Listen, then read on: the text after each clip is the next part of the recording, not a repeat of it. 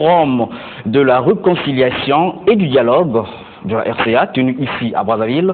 Le deuxième sujet, c'est le forum Forbes Afrique que la ville capitale de notre pays a abrité le vendredi dernier. Le troisième sujet, nous allons parler de l'état actuel de Madoukou. Et enfin, le quatrième et le dernier sujet, c'est la rareté des œufs de table sur le marché de Brazzaville. Voilà, présenter les 4 sujets que nous allons débattre tout au long de cette émission. Voilà, sur ce plateau, je ne suis pas seul. À mon extrême gauche, j'ai Eli Smith, il est directeur de MNTV, il est également rédacteur en chef adjoint au journal Terre Africa. Bonjour Eli Smith. Bonjour. Ça va, la santé? Voilà, j'ai également à mon extrême gauche Blanchard Dimi, il est journaliste au journal Le Patriote. Bonjour Dimi Ernest. Bonjour Léo. Ça va? Très bien. Alors, à ma gauche, Asie Dominique de Marseille, journaliste à Télé Congo. Asie Dominique de Marseille, est-ce que ça va, la santé? Ça va bien, ça va très bien. Ok, à ma droite, Alphonse Ndongo, il est journaliste au journal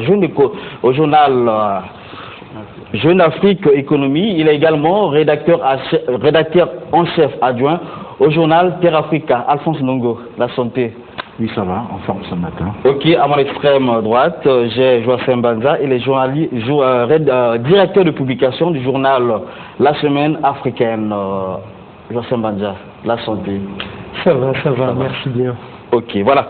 Voilà donc pour présenter l'ossature de cette émission. Comme je l'ai dit, nous allons commencer par le tout premier sujet. Il s'agit du forum sur la réconciliation et le dialogue en RCA, tenu du 21 au 23 juillet, ici à Brazzaville. Ce forum a été sanctionné par la signature d'un accord permettant la cessation des hostilités sur le terrain en RCA. Si je l'ai le moyen près au niveau de la régie, nous allons suivre ce reportage.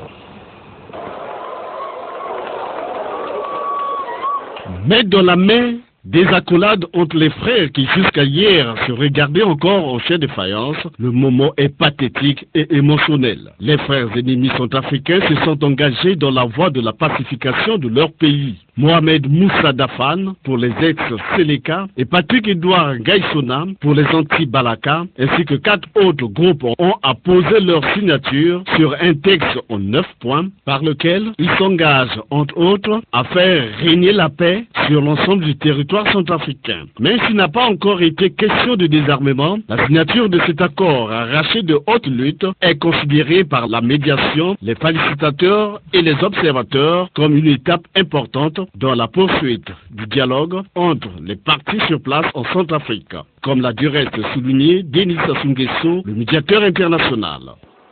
Le plus long voyage commence par le premier pas.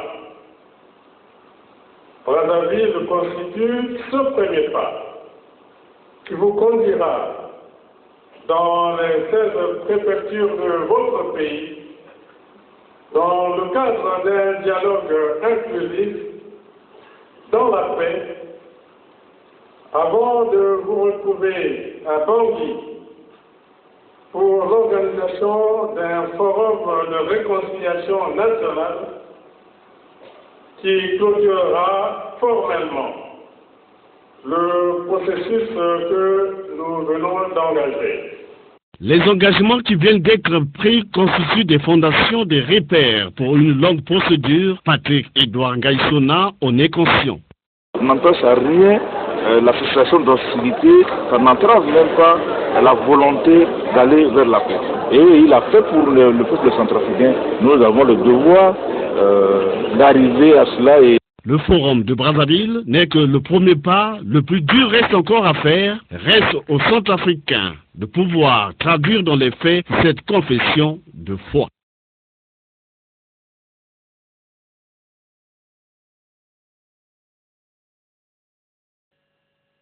Le reportage sur le forum relatif à la réconciliation et le dialogue en RCA. Alors, Eli Smith, est-ce que la signature de cet accord marquant la cessation des hostilités signé ici à Brazzaville exprime déjà la fin du conflit sur le terrain? Non, ça n'explique nullement. Vous savez, quand il y a signé, c'est d'abord un grand pas, même le président l'a dit, on dit en anglais, un voyage de 1000 km commence par un premier pas. Donc d'abord, le fait qu'ils ont signé, c'est déjà un grand pas déjà atteint. Maintenant, c'est de traduire ça sur le terrain. Il faudra savoir que les acteurs, là, sont souvent des gens qui ne contrôlent pas tout. Mais on peut quand même féliciter le président parce que ça n'a pas été facile dès le début. On ne croyait pas, il y a d'autres médias et d'autres personnes qui avaient déjà dit que c'était un organisateur, quelque chose de monnaie, mais on a vu qu'il y a eu les gens des anti-Balaka, et puis les anti-Balaka, c'est quand même très difficile de travailler avec eux parce que beaucoup ne savent même pas lire ni écrire. Vous avez un homme comme Abaka Sabon qui est là, qui veut être ministre de la Défense, qui ne peut pas écrire ni bon, comme il a de la gâchette, c'est déjà quelque chose d'acquis. Et que de l'autre côté, vous avez eu quand même le fils de Bozizé qui est arrivé. Francis est arrivé ici, il est même venu ici dans notre studio ici. Et il y a eu l'un Banou Kepa qui est l'avocat et l'un des défenseurs de François Bozizé. Ça devait dire déjà que c'est un grand pas que le président a fait. Et de l'autre côté, il y a eu quand même toutes les différentes branches de la Séléka qui ont été là et représentées par le troisième personnalité qui est monsieur le général Dafan Moussa. Donc c'est déjà quelque chose qui est de gagner. Maintenant, c'est que tous ces gens-là aillent sur le terrain et que convaincre les différents chefs militaires de respecter l'association des hostilités. C'est ça qui est la plus difficile. Mais je pense que on peut tout dire, mais le président de la République a réussi quelque chose. Et aussi, on doit aussi féliciter le ministre des Affaires étrangères congolais, parce que pour négocier avec la Séléka, c'est quand même difficile, parce qu'ils ne savent pas, en dehors des DAFAN, parmi eux qui peuvent lire, tu les donnes les papiers, aller faire des amendements, ils sont incapables de faire des amendements. Pour eux, ils viennent te dire que bon, moi, je vais être Premier ministre. Tu vas être Premier ministre, pourquoi? Ils ne peuvent pas dire pourquoi. Donc, je pense que c'est déjà quelque chose de gagné. Maintenant, le plus dur, c'est que sur le terrain, on convainc tous les différents chefs militaires qu'il faudra cesser les hostilités. Voilà, on les a vus tous au palais des congrès, les acteurs de la question africaine, la main de la main, question d'exprimer l'amour et l'unité entre les filles et fils de la RCA. Est-ce qu'en voyant cela, on peut déjà dire que la hache de la guerre est déjà enterrée, Alphonse Dongo? Non, je suis aussi un peu pessimiste parce que je le disais déjà sur ce plateau que la question centrafricaine ne se résout pas aujourd'hui entre Anti-Balaka et Séléka. C'est vrai que ce sont des principaux belligérants sur le terrain militaire et que peut-être il va falloir aseptiser ne fût-ce qu'une bonne partie de Bangui pour que les habitants de cette capitale retrouvent tant soit peu la paix, mais il faut reconnaître que le problème est aussi plus profond qu'on ne le pense. Je pense que la République centrafricaine, après Barthélemy Boganda, qui était un homme visionnaire, panafricaniste, n'a plus franchement eu de véritable président. Qu'il s'agisse de Bokassa, de David Dako, de Kolimba, jusqu'à Patassé, jusqu'à Bozizé en passant par Patassé, force est de reconnaître qu'ils n'ont pas tracé, balisé le chemin pour que la République centrafricaine sorte un peu de ce carcan, de ce cocon, un peu de défaillance politique qui semble le suivre depuis fort longtemps. Et c'est pourquoi j'estimais que, c'est vrai, il y a eu ce premier pas dans cet accord, mais je regrette les principaux acteurs, n'est-ce pas, de la vie politique centrafricaine n'étaient pas là. J'aurais bien voulu que Bozizé soit là, au lieu qu'il envoie son fils Francis. J'aurais bien voulu que Djotodia, au lieu de rester à Cotonou, à Porto Novo et donner des consignes à Dafan à distance par téléphone, j'aurais voulu que lui-même soit là et que ce ne soit pas après, comme on dit, un accord au forceps ou alors peut-être un marché de dupes. Moi, ce qui me paraît donc important dans pareilles conditions, c'est pourquoi j'ai estimé qu'il était mieux d'organiser au-delà de cet accord de Brazzaville que je salue, mais je pense qu'il faut organiser des assises nationales, peut-être du genre comme on a parlé dans les années 90 de ce qu'on appelait conférence nationale souveraine, pour que tous les principaux acteurs de la vie politique centrafricaine soient impliqués et pour qu'évidemment celles ceux de la société civile y participent, peut-être c'est à partir de là qu'on pourra peut-être commencer à percevoir l'ombre d'un pays qui est en train de se remettre, n'est-ce pas, sur orbite, sur les rails, parce que la République centrafricaine n'existe pour l'instant que sur le papier, mais tout est à refaire. Et c'est pourquoi on ne devrait pas léguer cette responsabilité, celle au président Denis Sassou Nguesso. Je pense que même si ces pères lui ont confié cette mission, il faut que tout le monde s'implique au-delà du Congo, que ce soit aussi les autres États de la zone CAC, et c'est ça qui peut amener la République centrafricaine, à mon avis, à consolider les acquis de la paix et à consolider donc, pourquoi pas, sur le terrain, les accords qui ont été signés ici à Brazzaville. Alors, Jimmy Blanchard, est-ce qu'on peut déjà dire que cet accord de cessation des hostilités peut avoir un impact sur la durée de la transition ainsi que sur ses organes de fonctionnement? Bon, moi je crois que ce qui importe ici, c'est pas la durée de la transition. Ce qui importe, c'est la suite de la vie en République centrafricaine, la suite de la vie politique notamment. Si il faut passer 5 ans pour que la Centrafrique redevienne un État, en tout cas je crois que ce n'est pas la durée qui est l'essentiel. Si ça peut aller plus vite, ce n'est pas, ça sera tant mieux. Mais le grand problème ici, c'est qu'il faut reconnaître que la Centrafrique est en train de passer d'un non-État à une situation plus ou moins acceptable, parce qu'on se rappelle des images, tu étais sur le terrain, et des reportages des autres médias sur ce qui s'est passé, et Brazzaville, pour moi, est donc une étape qui a montré que la barbarie, que la guerre a montré ses limites dans la résolution de la situation en RCA, et qu'il fallait que le dialogue, il fallait que la concertation règle les problèmes de la RCA. Mais c'est déjà un très bon départ. Moi, je n'insiste pas sur les individus comme l'a fait Alphonse en parlant de Bozizé ou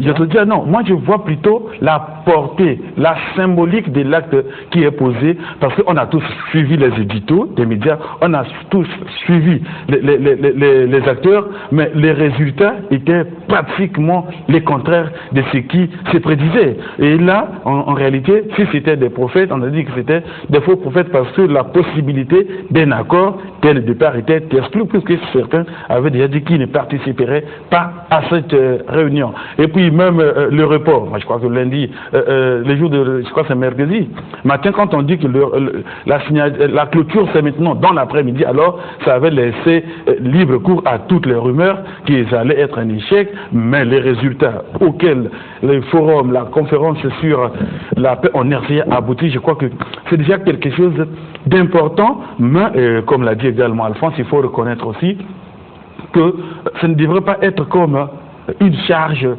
du Congo, notamment du président Sassou. Il faudrait que toute la communauté internationale, y compris la France, qui a envoyé ces gens sur le terrain, qui n'ont pas pu effectivement mettre aussi fin à cette guerre, alors que chacun s'associe à ce qui s'est fait. Mais quand je constate, en dehors des éditos, en dehors des déclarations, quand je constate un peu les opinions qui se dégagent à l'extérieur, j'ai l'impression que les efforts qui sont en train d'être fournis pour la réconciliation, pour la paix en RCA, ne sont pas du tout du goût de tout le monde. Et la grande question est de savoir que cherche-t-on réellement pour la RCA, quel avenir pour la RCA, qui veut quoi, on ne sait plus.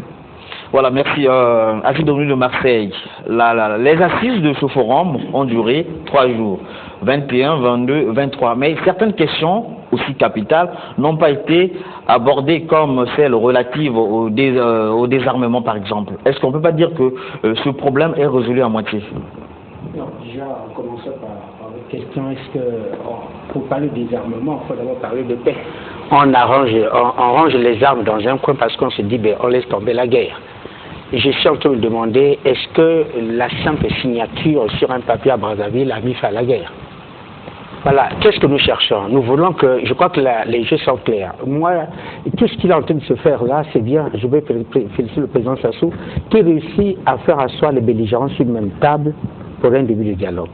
Mais aucune guerre au monde, aucune crise au monde ne peut être résolue si les belligérants ne sont pas conscients qu'ils sont en train de se rentrer dedans à ne plus donner un sens à leur vie, à leur pays.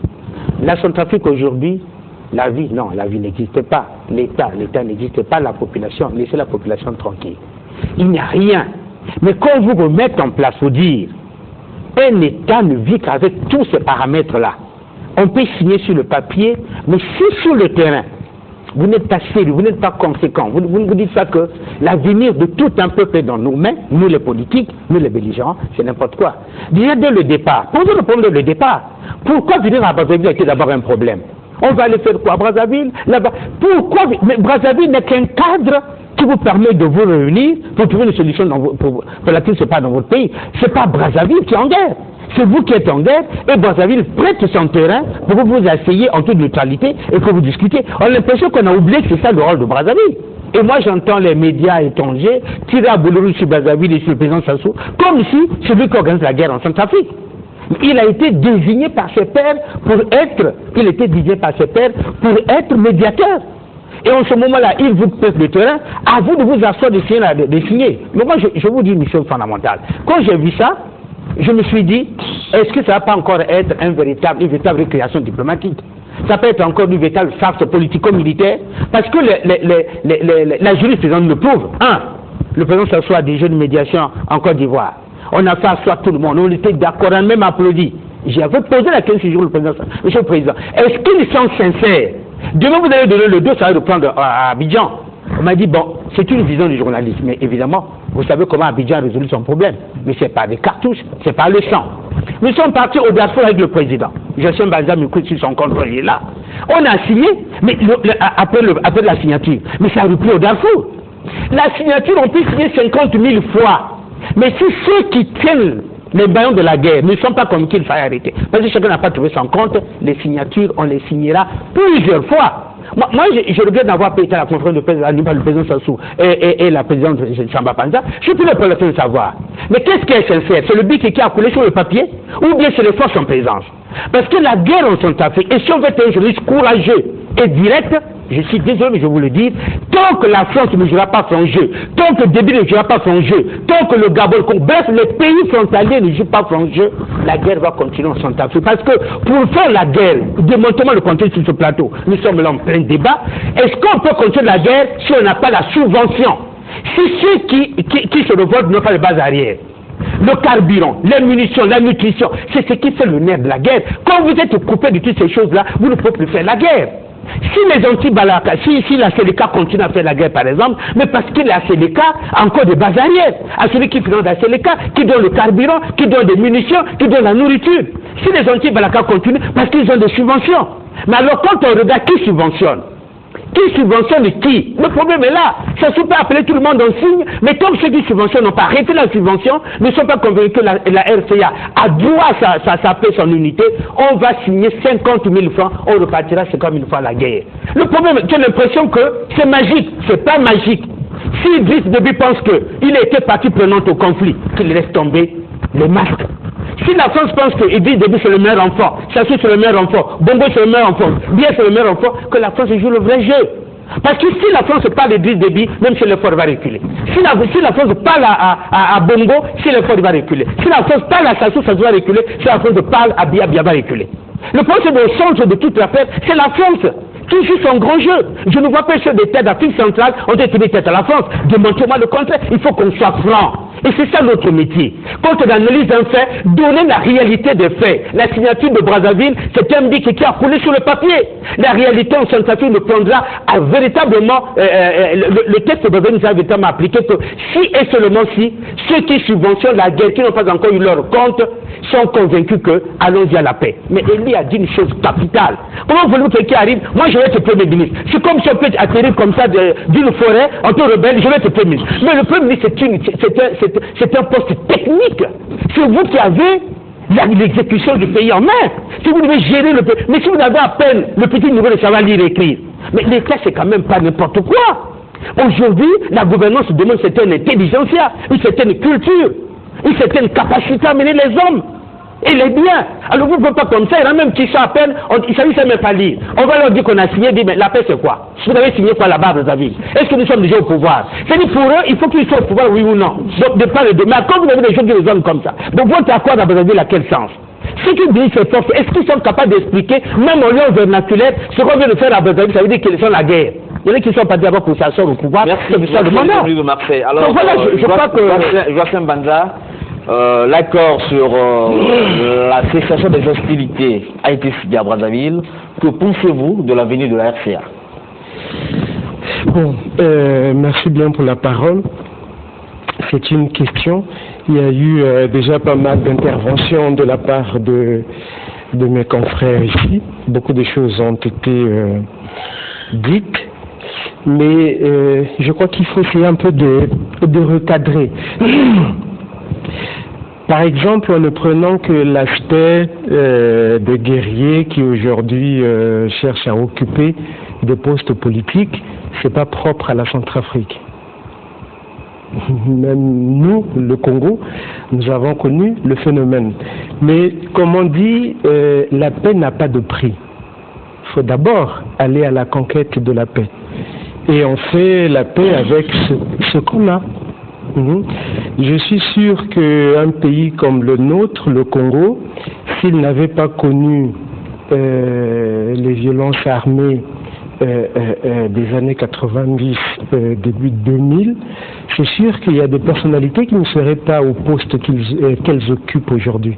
Parce que probablement leurs compétences ne le leur auraient pas permis.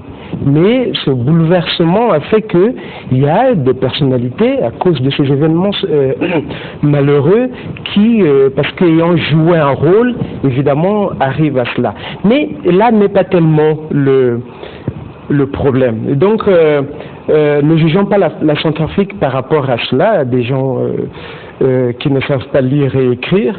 La guerre est arrivée, il y a eu des violences et aujourd'hui on recherche la paix. Deuxièmement, la communauté internationale est au chevet de la Centrafrique, à commencer d'ailleurs par la sous-région, la CEAC, la communauté des États, la communauté économique des États de l'Afrique centrale. Depuis pratiquement 2012, décembre 2012, quand les événements avaient éclaté à Bangui à l'époque du président Bozizé, la CEAC est vraiment au chevet de la Centrafrique. Et que la médiation du président Denis Sassou Nguesso est la volonté de la sous-région et aussi de l'Union africaine. Souvenez-vous que avant que le forum ne se tienne, le ministre des Affaires étrangères, M. Basile Ikwebe, avait lancé un appel que il ne faut pas que le Congo soit seul à soutenir le financement de ce forum. Il faut bien que la communauté internationale également mette la main à la pâte. Et nous savons qu'au forum, toute la communauté internationale, tout au moins les principales organisations, institutions internationales étaient représentées. La CEAC, l'Union africaine, les Nations unies, l'Union européenne, ainsi de suite. Donc, on peut dire que c'est une très bonne chose que la communauté internationale continue de soutenir la Centrafrique dans la recherche de la paix. Et le président Denis Sassou Nguesso, comme je crois que c'est Azu qui l'a rappelé, a reçu une mission de ses pairs africains qui ont même donné un agenda relatif à la tenue de ce forum. Et il s'est mis à réaliser cette mission avec l'expérience